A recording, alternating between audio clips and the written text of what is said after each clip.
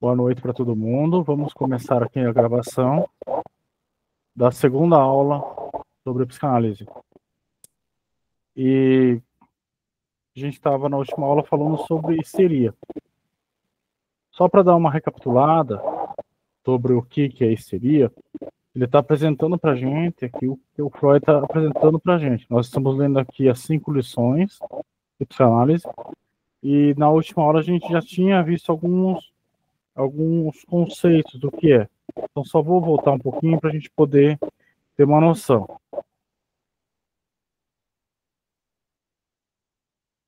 Primeira coisa aqui que eles falam é essa paciente do Dr. Brower, né, uma jovem de 21 anos. Então ela tinha algumas perturbações físicas e psíquicas mais ou menos graves. Então ela tinha essa paralisia espática, de uma extremidade do lado direito, né, com anestesia, sintomas que se estendia por vezes ao membro do lado oposto, perturbações e tudo mais. Só que quando eles faziam vários testes, vários exames fisiológicos, eles não encontravam nenhum tipo de patologia. E aí começa a nascer essa curiosidade por Freud, né? O que está acontecendo? E pelo Brauer, né? Que era o professor do Freud, né? Que é esse professor Dr. Brauer aqui. Com isso, daí ele começa a escrever o que são essas histerias. Né? Aí ele vai falando sobre essa questão dessa paciente, né, que se eu não me engano é Ana O, né, que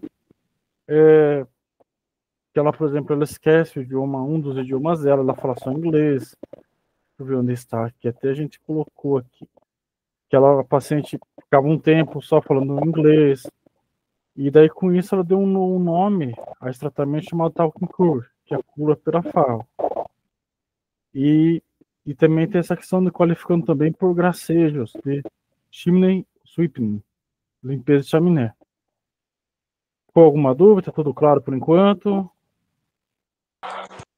Por enquanto, tudo claro. Só tem uma pergunta, porque eu li já esses 5 lições, né? Até para poder a gente debater hoje. Certo. Eu não sabia que a gente ia ler juntos, assim, né?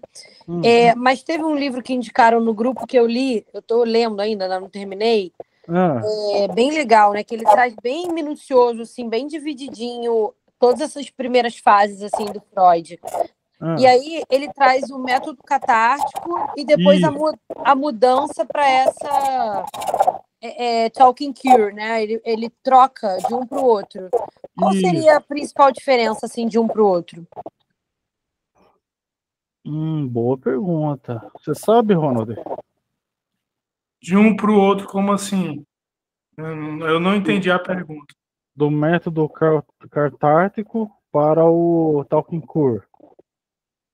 Bom, eu só sei que eu só sei um, que é o catártico, né? Que é a ideia de é como se fosse quase uma livre associação, né? Você colocar para fora literalmente o que você está sentindo.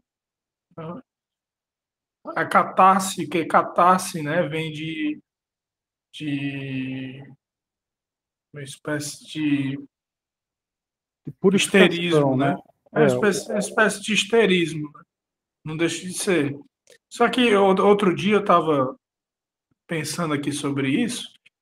Eu acredito que o Freud usava os métodos próprios da loucura, digamos assim, do que ele queria achar, na verdade, né? Dentro da clínica. Não sei se vocês conseguem entender, por exemplo, usa a livre associação. Ninguém faz livre associação, em canto nenhum, né?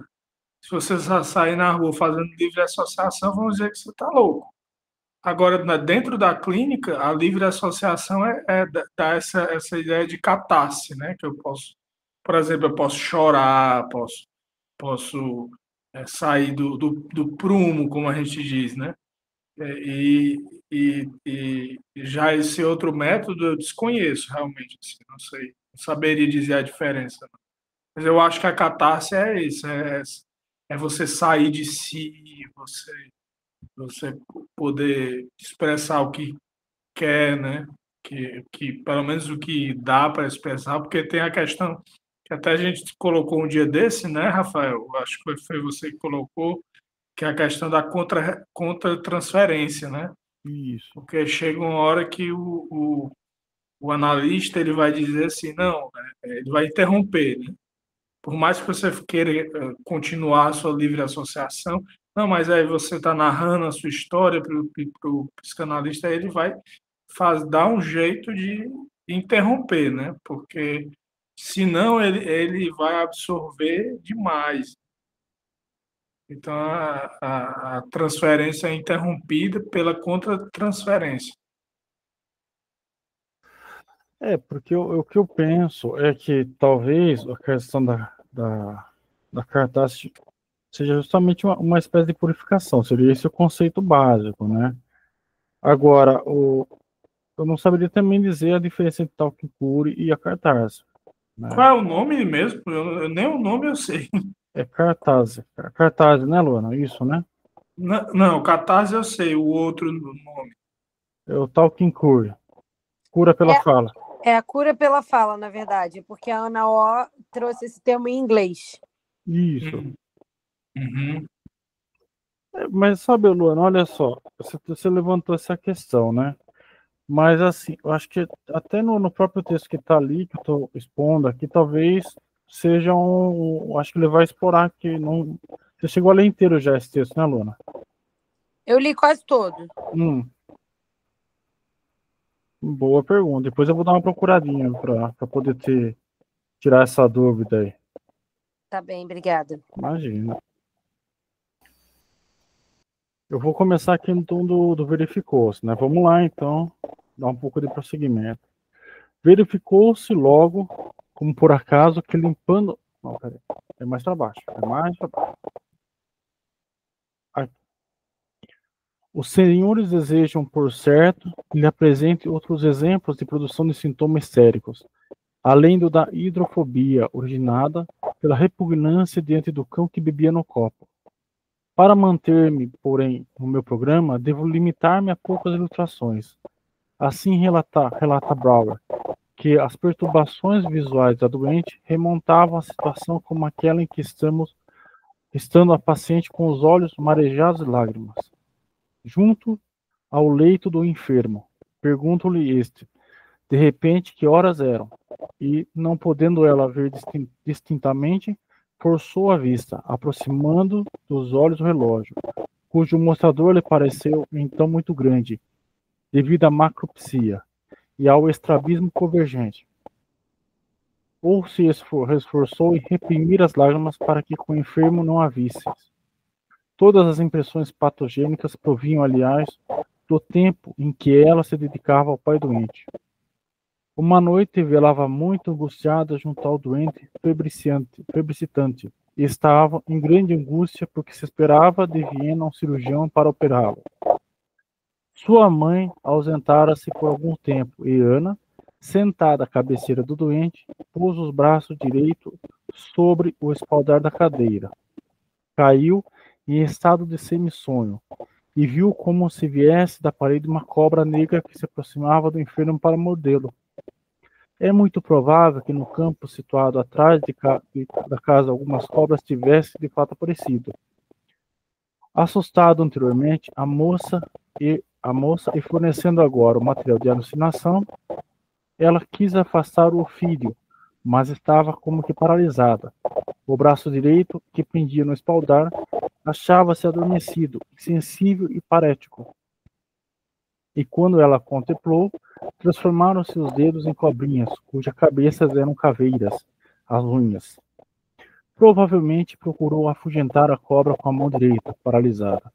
E por isso a anestesia e a paralisia da mesma se associaram com a alucinação da serpente. Quando esta desapareceu, aterrorizada, quis rezar, mas não achou palavras em idioma algum, até que, lembrando-se de uma poesia infantil em inglês, pôde pensar em rezar nessa língua. Com a reconstituição dessa cena durante a hipnose, foi removida a paralisia, espástica do braço direito, que existia desde o começo da moléstia e teve fim o tratamento. Vocês verem que interessante aqui que ele fala da hipnose, né? Mas em outros textos, o Freud ele vai falar por que ele abandona a hipnose, né? E por que ele troca pela livre associação. E por quê? Porque justamente ele na hipnose ele dava essas sugestões, só que como ele não era um bom hipnotizador, essas sugestões não tinham um efeito muito profundo. Por isso que ele começa a trocar pela associação livre, que em vez de ele dar sugestões para o paciente, ele começa a trocar por entender melhor o que o paciente está sentindo, pensando, e trazendo o inconsciente de uma forma mais fluida, né? Aí ele começa a trocar. E também não era muito bom. Isso tá bem em fora da literatura, que ele não era uma pessoa que sabia hipnotizar direito, né? Consegui responder a sua pergunta, Ana? Pois é, eu não sei se vocês já leram Os Lapsos de Fala. Vocês já leram? Não, nunca li. Só para ter uma ideia, né? Eu tenho esse texto aqui, já li várias vezes, é difícil porque ele vai fazendo uns trocadilhos, sabe, no alemão. Aí você tem que sair pesquisando, porque quem não sabe alemão como eu, tem que sair pesquisando.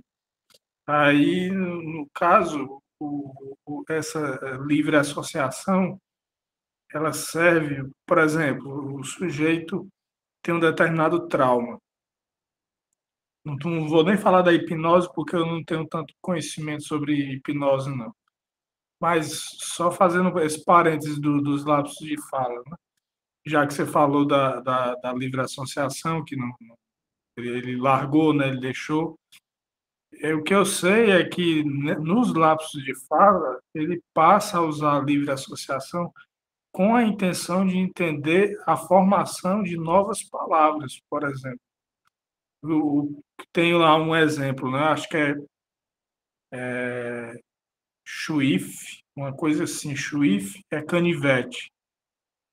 Aí mas o cara vai falar outra palavra que não parece com chuif. Ele troca, né? Ele faz uma troca. Aí esse lapso de fala, ele só se revelou por conta da associação livre. Porque se você não faz associação livre, eu digo isso porque eu fiz quase 9 anos de psicanálise e eu nunca deixei de fazer associação livre. Toda sessão, e às vezes era até semanal, tinha associação livre. Por quê? Porque o inconsciente ele começa, vamos dizer, a ser burilado, né? Porque enquanto você não... Inconsciente, ele é mais ou menos assim. Eu vejo dessa forma, né? Enquanto você não mexe com ele está lá. Ele vai continuar quase que impenetrável. Agora, a partir do momento que você começa a mexer, é só você prestar atenção a psicanalistas, pessoas que já têm formação em psicanálise, como é que elas, como é a linguagem delas, né? É uma linguagem muito mais aprofundada. Você nota que não no sentido assim de uma erudição, alguma coisa assim, mas no sentido de colocar as palavras profundas nas horas certas, né? Acho que acho que o melhor do que a erudição, porque não necessariamente você precisa ser uma pessoa erudita, né? Mas você saber colocar, por exemplo, uma palavra profunda numa hora que é necessário, né? Você coloque. Aí, se você... Aí, novamente, eu falo da questão da transferência, né? E da contra-transferência. Se você sabe fazer uma contra-transferência boa, você é capaz de tirar até o trauma. Lógico que isso requer muito tempo, né? Muito tempo. Mas você pode ir tirando trauma aos poucos, né?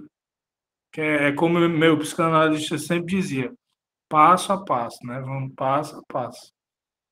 Eu posso fazer aqui uma confissão para vocês. Quando eu cheguei para ser analisado, eu estava num estado lastimável, um estado de quase esquizofrenia. Hoje eu me encontro estabilizado. Então, assim, mas eu devo não só a ajuda do psicanalista, mas também a minha vontade de me curar, né? De sair daquela situação. Agora, eu não eliminaria a livre associação, e nem sei se o Freud fez isso, sabe? Tenho minhas dúvidas. Na verdade, é importante a gente frisar que ele não eliminou a livre associação. É o método utilizado pela psicanálise até hoje. Ele abandona a hipnose porque ele entende que na hipnose os conteúdos do inconsciente aparecem e são tratados, vamos dizer assim, mas depois que o paciente, sai do estado hipnótico, ele esquece que esses conteúdos inconscientes vieram para a consciência. Ou seja, o trabalho não tem duração a longo prazo. Ele ficava, talvez, naquele dia sem sentir os sintomas físicos que as questões inconscientes estavam trazendo, mas depois disso esses sintomas voltavam. Então, ele começa a entender que a hipnose ela tinha um curto prazo de duração. Aí ele abandona a hipnose e começa o método da associação livre, que na verdade é um método utilizado pela psicanálise. Não existe psicanálise sem associação livre, que nada mais é do que o paciente entrar dentro do consultório e falar livremente o que ele quiser, o que vier na cabeça, sem julgamento, sem juízo de valor, sem pensar se aquilo é bom ou ruim, sem pensar se aquilo está certo ou se está errado, né? Eu acho que esse é o ponto, assim, ele abandona a hipnose porque a hipnose não tem uma durabilidade boa no que se diz respeito à cura, né? E a associação livre tem, porque a partir do momento que pela fala do próprio paciente ele acessa os conteúdos inconscientes dele ou seja, tira o recalque, tira, né, os conteúdos reprimidos ali no inconsciente e consegue elaborar e ressignificar aqueles conteúdos, obviamente, junto com da ajuda do analista, aquilo passa a ser uma cura, entre aspas, né? Exatamente, Luana. E também a gente tem que lembrar também que a hipnose na época dele também era outro tipo em relação a hoje em dia, né? A hipnose hoje em dia já avançou bastante, já consegue realmente ajudar em certos aspectos na vida da pessoa e ter uma durabilidade que antigamente não tinha, né? Isso aconteceu com o Erickson, né? Milton Erickson, que depois traz todo um tipo de hipnose e tudo mais, né? Mas é isso aí, exatamente. Ele abandona só a hipnose, não a livre associação, né?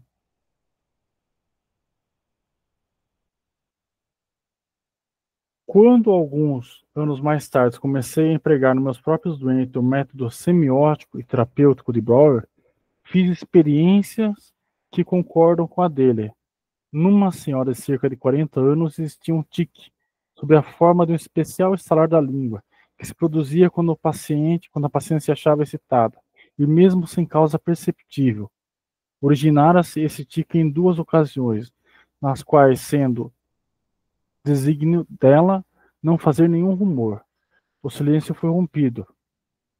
Aí, sua vontade justamente por esse estalido. Uma vez foi quando o grande trabalho conseguira finalmente fazer adormecer seu filhinho, doente. E desejava, no íntimo, ficar quieta, para não despertar. Outra vez, quando numa viagem de carro com os dois filhos, por ocasião de uma tempestade, assustaram-se os cavalos, e ela cuidadosamente quis evitar qualquer ruído para que os animais não se espantassem ainda mais. Dou esse exemplo dentre muitos outros que se acham consignados nos estudos sobre a histeria. Senhoras e senhores, se me permite uma generalização inevitável numa exposição tão breve, podemos sintetizar os conhecimentos até agora decorridos na seguinte forma. Os histéricos sofrem de reminiscência. Seus sintomas são resíduos e símbolos mnemônicos de experiências especiais, traumáticas. Uma comparação com outros símbolos mnemônicos de gênero diferente talvez nos permita compreender melhor esses simbolismos. Os monumentos com que ornamos nossa cidade são também símbolos, dessa ordem. Passeando em Londres, verão, diante de uma das maiores estações da cidade, uma coluna gótica ricamente ornamentada, a Charing Cross, no século XIII. Um dos velhos reis plantagenetas que fez transportar para Westminster os restos mortais de sua querida esposa, a rainha Eleanor, erigiu cruzes góticas nos pontos em que havia pousado a esquife. Charing Cross é o último desses monumentos destinados a perpetuar a memória do cortejo fúnebre. Em outros pontos da cidade, não muito distantes de London Bridge, verão uma coluna moderna e muito alta, chamada simplesmente de The Monument, cujo fim é lembrar o grande incêndio que em 1666 rompeu ali perto e destruiu boa parte da cidade. Tanto quanto se justifique as comparações, esses monumentos são também símbolos mênicos, como sintomas histéricos, mas que diriam do londrino que ainda hoje se detivesse compungindo ante o monumento erigido em memória do enterro da rainha Eleanor, em vez de tratar dos seus negócios com a pressa exigida pelas modernas condições de trabalho, ou de pensar satisfeito na jovem rainha de seu coração. Ou de outro que em face do monument chorasse a incineração da cidade querida, reconstruída depois com tanto brilho. Como esses londrinos pouco práticos procedem, entretanto, os histéricos e neuróticos. Não só recordam acontecimentos dolorosos que se deram há muito tempo, como ainda se prendem eles emocionalmente. Não se desembaraçam do passado e aliam-se por isso da realidade do presente. Essa fixação da vida psíquica aos traumas patogênicos é um dos caracteres mais importantes da neurose e dos que tem maior significação prática. Alguma observação? Alguma fala? Quando você levantou a mão? Pronto, abriu o áudio aqui. Mas a Luana tinha levantado a mão também, não? Não, o meu estava levantado da outra vez. Ah, tá certo. Essa parte aí que você fala, você colocou mais acima, falando da excitação, né? Acho que se você puder localizar. Excitação? Isso.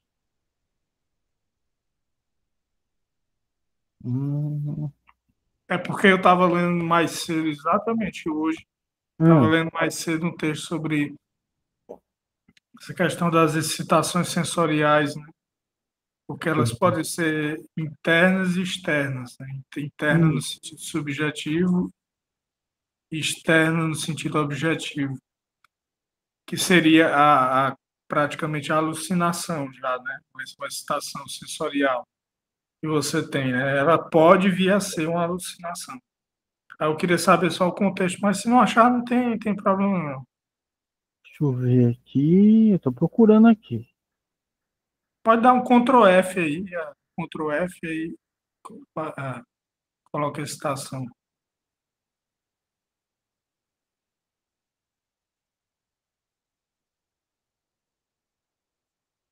Aqui, ó. Em parte, ficavam com essa carga como contínua da vida psíquica e fonte permanente de excitação para a mesma. Em parte, se desviavam para insólitas inervações e inibições somáticas, com sintomas físicos do caso. Vou até colocar aqui. Pois é, no caso aí é aquela questão biológica do Freud, né? Não sei se vocês já viram a filosofia da psicanálise da Federal de São Carlos, é um grupo de pesquisa bem interessante. Aí tem uma pesquisadora lá que ela trabalha justamente com essa parte a parte biológica da psicanálise, inclusive da formação do cérebro e tudo.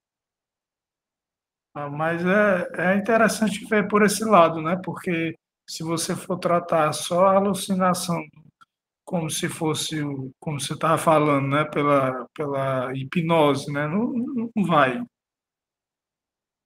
Não dá certo.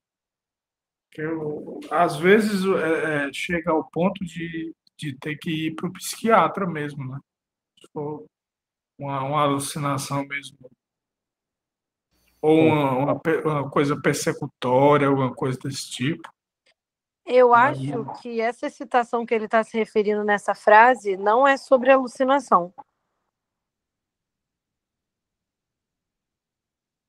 Certo, e sobre o que é? Porque ele diz o seguinte, ele está falando de um caso, né? De um estudo de caso, que pela página 8, eu acho que ele ainda está falando da Ana O. Em parte ficavam estas como carga contínua da vida psíquica e fonte permanente de excitação para a mesma. Fonte permanente de excitação para a vida psíquica, ou seja, é como se ficasse uma energia sendo direcionada para a parte psíquica. E, em parte, outra parte dessa energia se desviavam para insólitas inervações e inibições somáticas, que se apresentavam como os sintomas físicos do caso. Então, ele está, pelo que eu entendi, ele está dizendo que as questões que ficavam, entre aspas, mal resolvidas aí, uma parte ficava como um ponto de energia, eu vou chamar de energia porque eu acho que a excitação talvez confunda. Um ponto de energia na parte psíquica, que ficasse presa no inconsciente, e uma outra que é como se não coubesse na caixinha do inconsciente e ela se resvalava em forma de sintoma. Entendeu? Então tem um problema que é tipo a causa dele, fica preso lá no inconsciente, e aí foi o que ele chamou de excitação, esse ponto de excitação na vida psíquica, né? E o outro ponto que era o sintoma propriamente dito, o que a pessoa apresenta como sintoma, né? A parte que foge do inconsciente, e aí ela já foge modificada, porque ela não vem como o que ela, assim, o que realmente causou ela só vem como um sintoma. Não, mas vamos só colocar o seguinte caso, que eu não sei se é o da Ana O, né? Mas vocês já viram aqueles esquizofrênicos que tem um tique na boca, né? Que fica roendo, como se estivesse roendo os dentes e tudo. Esse Mas, tipo. Ronald, os esquizofrênicos, eles não, nesse momento da vida do Freud, ele não estuda os esquizofrênicos, ele está falando dos histéricos e dos neuróticos. Os esquizofrênicos, se eu não me engano, eles entram no campo dos psicóticos e não dos neuróticos. E aí eu acho que o Freud vai desenvolver isso lá na frente, quando ele começa a falar, não sei nem se na psicose, mas na neurose obsessiva. Quando ele entra na neurose obsessiva, com o Homem dos Ratos, talvez ele fale disso.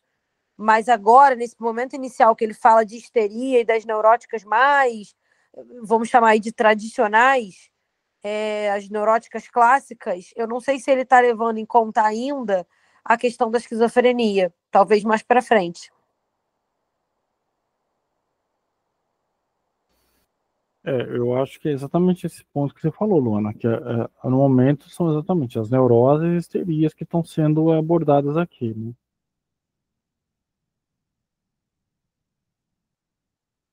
Tanto é que ele coloca aqui, né? A conversão histérica exagera, então, essas partes, né? Deixa eu ver onde que eu parei aqui.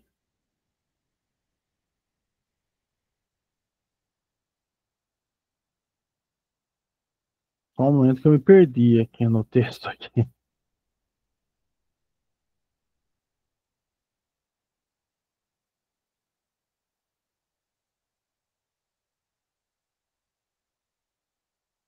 Mas assim, Rafael, você que é da educação física, né? O que você acha em relação à excitação? Você acha que uma pessoa pode desenvolver, por exemplo, por exercícios físicos, ela pode aumentar a excitação dela? Bom, se você pensa que pode estar relacionado com o sistema fisiológico, pode, né? Porque o exercício físico ele também ele excita bastante o organismo, né? Em vários aspectos, especialmente fisiologicamente. Mas assim, não a ponto igual eles estão falando aqui, né? Que já gera uma tensão interna muito grande, né? Talvez em caso de competições, talvez tenha uma excitação assim nesse nível. Mas acho que é capaz, sim, em níveis mais controlados e moderados, a uma excitação.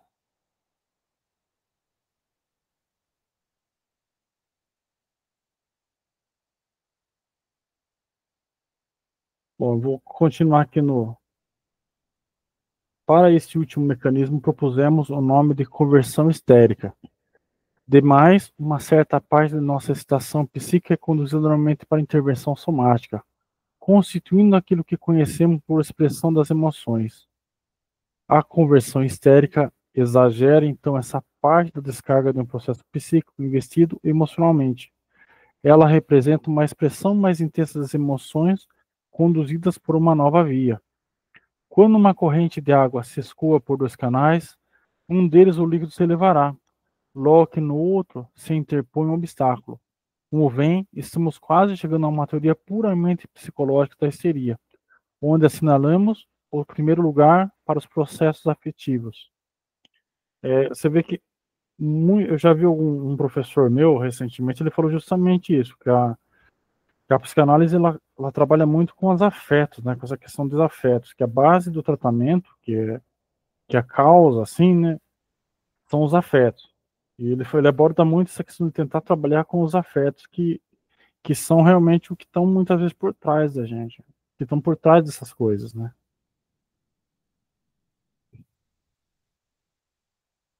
Uma segunda observação de Breuer obriga-nos agora a atribuir grande significação aos estados de consciência para a característica dos fatos mórbidos. A doente de Breuer exibia ao lado do seu estado normal vários outros abscessos, confusão e alteração do caráter. Em estado normal, ela ignorava totalmente as cenas patogênicas ou pelo menos havia rompido a conexão patogênica. Sob hipnose era possível, depois de considerável esforço, trazer tais cenas à memória, e por esse trabalho de evocação, os sintomas eram removidos. Ficaríamos em grande perplexidade para interpretar esse fato se a experiência do hipnotismo já não nos tivesse indicado o caminho. Pelo estudo dos fenômenos hipnóticos, tornou-se habitual a concepção, a princípio estranhável, de que no mesmo indivíduo são possíveis vários agrupamentos mentais que podem ficar mais ou menos independentes de si, sem que um nada saiba do outro, e que podem se alternar entre si em sua imersão à consciência. Casos destes também ocasionalmente aparecem de forma espontânea, sendo então descrito como exemplo de double conscience. Quando nessa divisão da personalidade, a consciência fica constantemente ligada a um desses dois estados, chama-se o estado psíquico de consciência, e o que dela permanece separado, ou inconsciente. Os conhecidos fenômenos da chamada sugestão pós-hipnótica, em que uma ordem é dada durante a hipnose e depois no estado normal, imperiosamente cumprida, tem-se um esplêndido modelo das influências que o estado inconsciente pode exercer no consciente. Modelo esse que permite, sem dúvida, compreender o que ocorre na manifestação da histeria. Breuer resolveu admitir que os sintomas histéricos apareciam em estados mentais particulares. E mais uma. Boa noite, Ana Maria. Boa noite, Ana Maria. Boa noite a todos. Boa noite. Breuer resolveu admitir que os sintomas histéricos apareceriam em estados mentais particulares que chamava hipnoides. As estações durante esse estado hipnoides tornam-se facilmente patogênicas, porque não encontram neles as condições para a descarga normal do processo de excitação. Origina-se, então, do processo de excitação um produto normal, o sintoma que, como o corpo estranho se insinua no estado normal, escapando a este, por isso, o conhecimento da situação patogênica hipnoide. Onde existe um sintoma, existe também uma amnésia, uma lacuna de memória, cujo preenchimento suprime as condições que conduzem à produção do sintoma. Alguma observação aí, pessoal?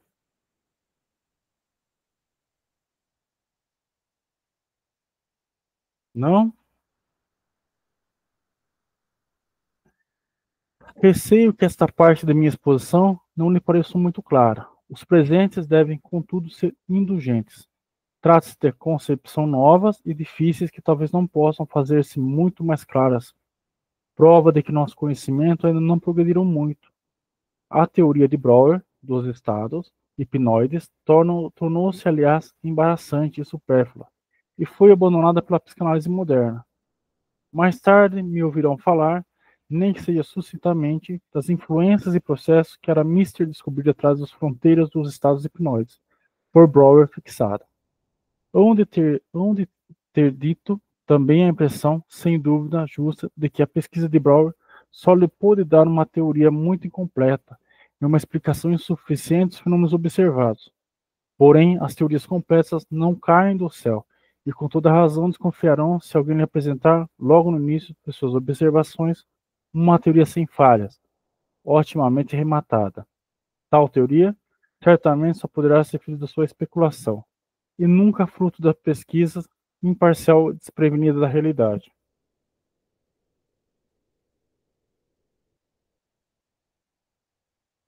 Algum comentário, pessoal? Não? Ok, vamos para a segunda lição, então.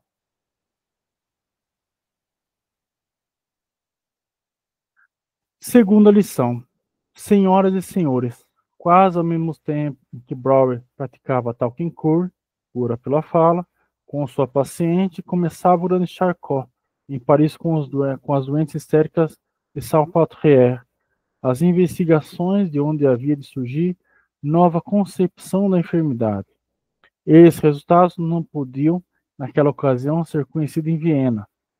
Porém, cerca de 10 anos mais tarde, Breuer e eu publicavam nossa comunicação preliminar sobre o mecanismo psíquico dos fenômenos histéricos relacionados com o tratamento catártico da primeira doente de Breuer. Já nos achávamos de todo sob a influência das pesquisas de Charcot. A nosso ver, os acontecimentos patogênicos de nossas doentes, isto é, os traumas psíquicos, eram equivalentes dos traumas físicos, cuja influência nas paralisias histéricas fora precisada por Charcot. E a hipótese dos estados hipnóticos de Brouwer nada mais é que o reflexo de reprodução artificial daquela paralisia traumática que Charcot obtivera durante a hipnose. O grande observador francês, de que foi discípulo em 1885 e 1886, não era propenso a concepções psicológicas. Foi seu discípulo Pierre Janet que tentou penetrar mais intimamente os processos psíquicos particulares da histeria. E nós seguimos os exemplos, tomando a divisão da mente e a dissociação da personalidade como ponto central da nossa teoria. Segundo a de Janet, que leva em grande conta as ideias dominantes na França sobre o papel da hereditariedade e da degeneração, a histeria é uma forma de alteração degenerativa do sistema nervoso, que se manifesta pela fraqueza congênita do poder das sínteses psíquicas. Os pacientes histéricos seriam, desde o princípio, incapazes de manter como um todo a multiplicidade dos processos mentais e daí a dissociação psíquica. Se me for permitido uma comparação trivial, mais precisa, direi que o paciente histérico de Janet lembra uma pobre mulher que saiu a fazer compras e volta carregada de pacotes, não podendo só com 2 braços e dedéis conter toda a pilha, cai-lhe primeiro o embrulho, ao inclinar-se para levantar cai-lhe o outro, e assim sucessivamente, contrariando, porém, essa suporta fraqueza psíquica dos pacientes histéricos. Podem observar-se neles, além dos fenômenos da capacidade diminuída, outros, por assim dizer, compensadores, de exaltação parcial da eficiência. Durante o tempo em que o doente de Brouwer esquecera a língua materna e outros idiomas, exceto o inglês, era tal a facilidade com que falava este último que chegava a ponto de ser capaz, diante de um livro alemão, de traduzi-lo primeira à vista, perfeito e corretamente. Opa, Ronald, pode falar, Ronald.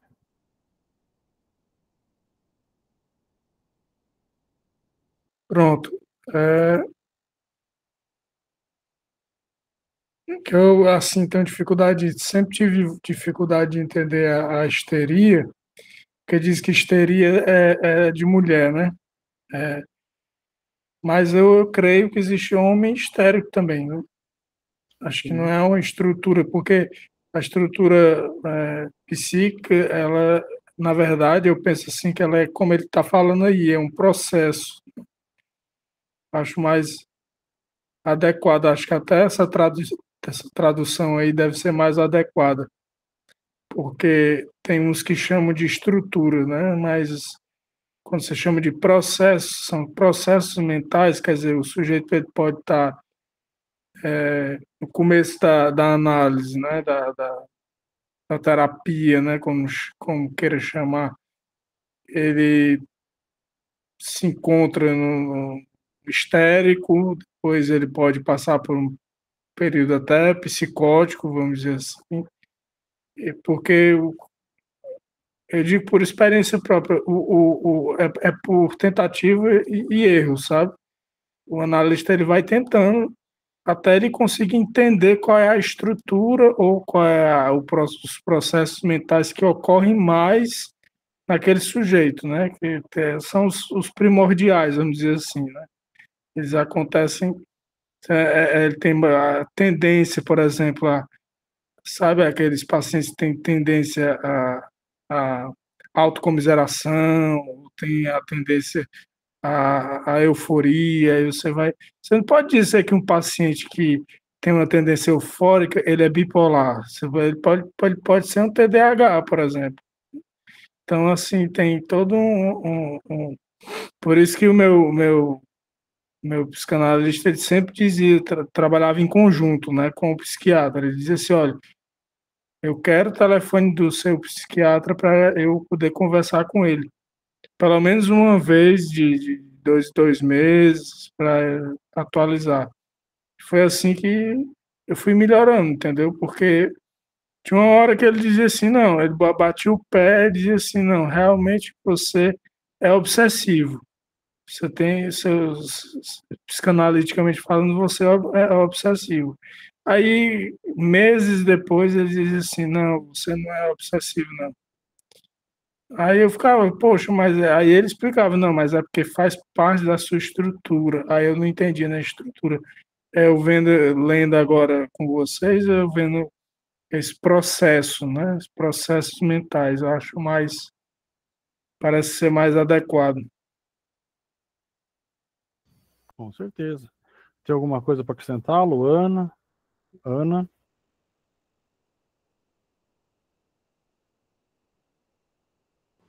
Não, eu não.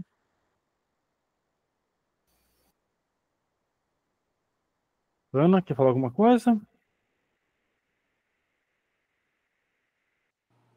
Não, por enquanto não. Perfeito. Então vamos lá mais um pouquinho.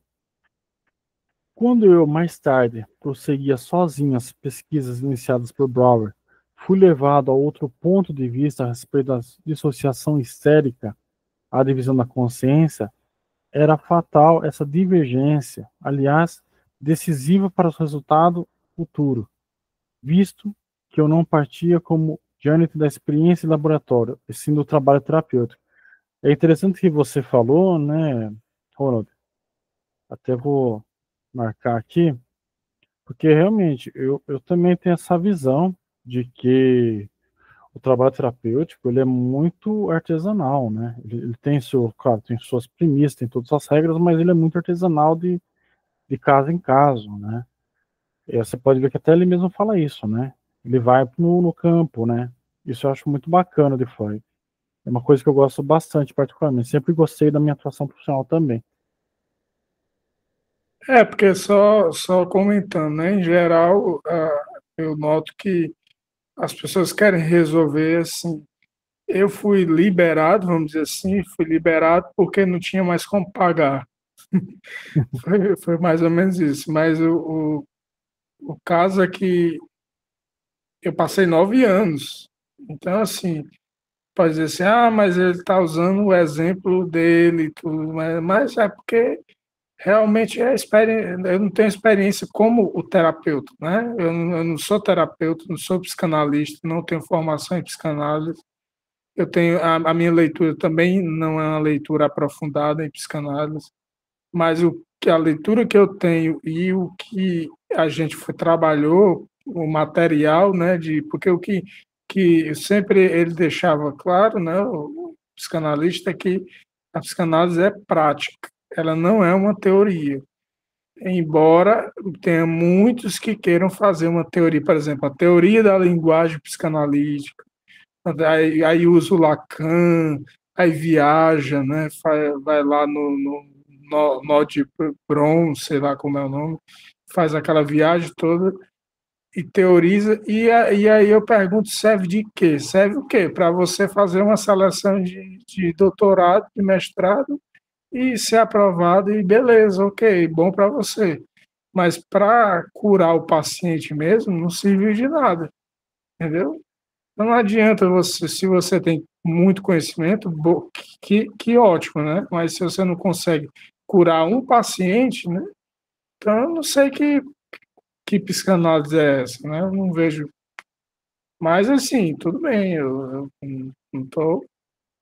Eu vejo assim, eu vejo também que é possível você ser professor de psicanálise e ajudar muitos, né, a clinicar e não ser necessariamente um terapeuta, mas o terapeuta mesmo é aquele que conhece. Olha, imagina o cara que atende 20 pessoas num dia, e todo dia ele atende 20 pessoas, é uma média de 20 pessoas. Então ele já está acostumado, até quando a pessoa começa a história, começa a narrar e tudo, aí você já sabe mais ou menos aonde é que, qual é o fio condutor, né? Vamos dizer assim. Eu concordo com você, sabe? Na minha atuação na de professor de educação física, né? Eu atuei há muito tempo, assim, e preparador físico era exatamente isso também. Você lia um monte de artigo, lia um monte de coisa, livro, falava sobre periodização, aí chegava no mundo real ali, de frente com os alunos, de frente com os atletas, tudo mudava, tudo mudava. Porque pessoas são complexas, né? Pessoas são. Tudo parece bem. Não sei se algum de vocês faz academia ou treino, ou corre, alguma coisa assim, você fala, tô bem hoje. Daí na hora que você vai correr, na hora que você vai fazer o exercício, parece que morre no primeiro exercício. Não sei se vocês já tiveram isso. Outro dia você fala, tô mal, hoje não vai render. E daqui a pouco rende uma super ali aula, uma super treinamento. Não sei se vocês já tiveram essa sensação. O ser humano é complexo, né? E eu gosto dessa abordagem de Freud de ir para o campo, porque realmente é o que você falou, Ronald. Você pode ter um monte de teoria, parabéns, mas e aí, o que você faz com com essas teorias? Né? Tudo, o que você faz com isso? Legal, você sabe um monte de coisa, mas e aí? E o mundo real? E é interessante, né? Só contando aqui, já que daqui a pouco a gente vai fechar aqui, né? Eu teve uma aula que eu tive com um professor de marketing dentro da educação física, e daí foi um professor desse doutor, não sei o que é, né? Daí o cara começou a falar mal que todos os exercícios davam lesão. Aí esse professor virou, tá bom, se todos esses exercícios que você tá falando dão lesão, então o que que eu faço no mundo real? Aí já não teve resposta. Daí o cara ficou meio sem graça lá, saiu pra tangente. Ué, mas é verdade, e aí, como é que eu aplico isso no mundo real? Se tudo tá fazendo mal, então o que que eu faço? Sabe? Isso é uma coisa que eu gosto bastante de Freud, que vai pro campo.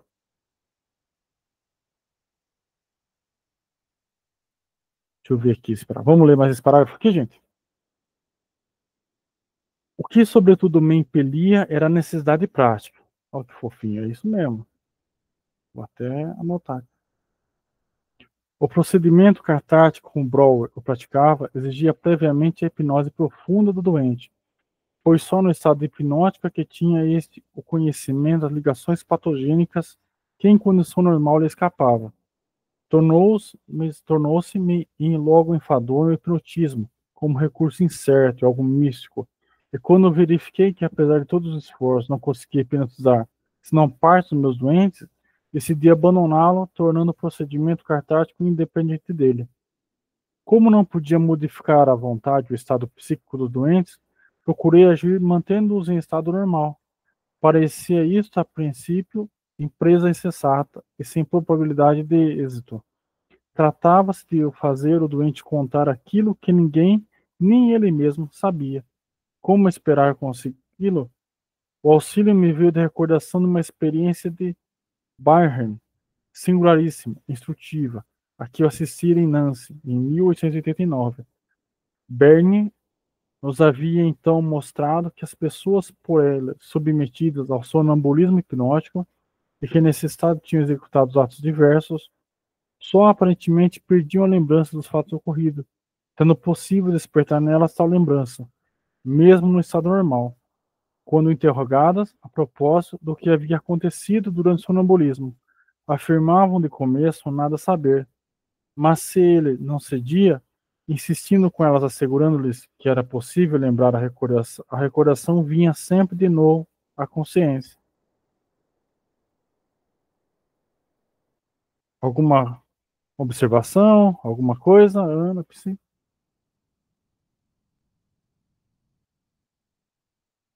Gente, vamos parando por aqui hoje, então.